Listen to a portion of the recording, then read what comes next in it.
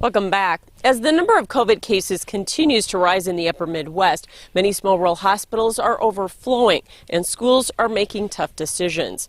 In this week's Ag Week cover story, Noah Fish looks at how small towns are coping with the pandemic.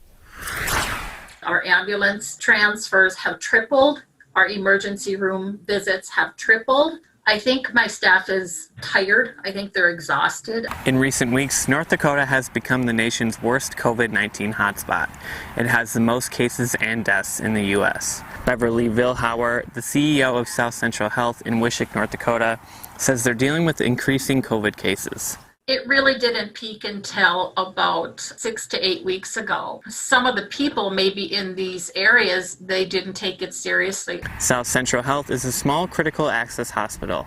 The town of Wishick owns a hospital and clinics in neighboring small towns.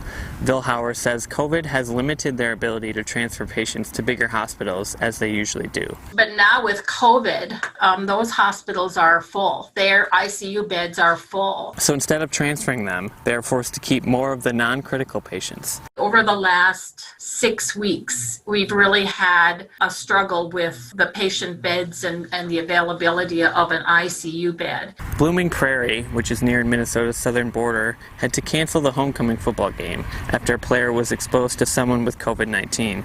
That's a big deal in any community, and Activities Director Allison Mack said it was a very difficult decision to make, but she says everyone seems to be supportive. Certainly it's disappointing, but we've always, worked to make sure everyone was safe, first and foremost. So while COVID closures and cancellations ripple through rural areas, these communities are trying to stay positive. This is Noah Fish for Ag Week. As coronavirus case numbers keep growing across the state, the concern for residents in long-term care facilities is also steadily growing.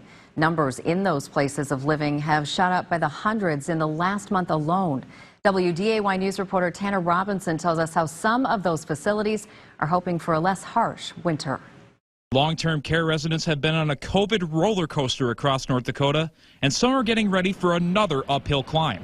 This has been a long 8 months.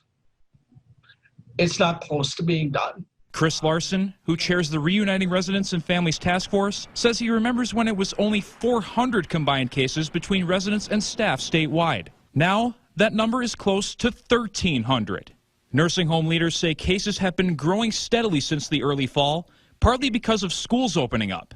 We have a lot of employees that have school-age children going to daycares, things like that. Many homes, including Bethany, have either limited or completely closed off visitors over the past few months. This, as President Sean Stuhag says, they're doing everything they can to find and isolate each case. Unless somebody's incubating, unless you test every day, you're not going to catch everybody, but at least you know that majority of the people are off the schedule. But Larson says if people don't start following the state's guidelines soon, it could be trouble for the holiday season. A lot of these nursing home residents are not going to see their families on Thanksgiving, whether that be, just because they can't, whether it be because of community numbers. Although Larson is hopeful for the virus spread to slow, he's also hoping the worst isn't yet to come. We've already lost hundreds of residents in long-term care. We can't afford to lose any more. Tanner Robinson, WDAY News. Nearly 350 residents and staff have died from coronavirus within long-term care facilities statewide.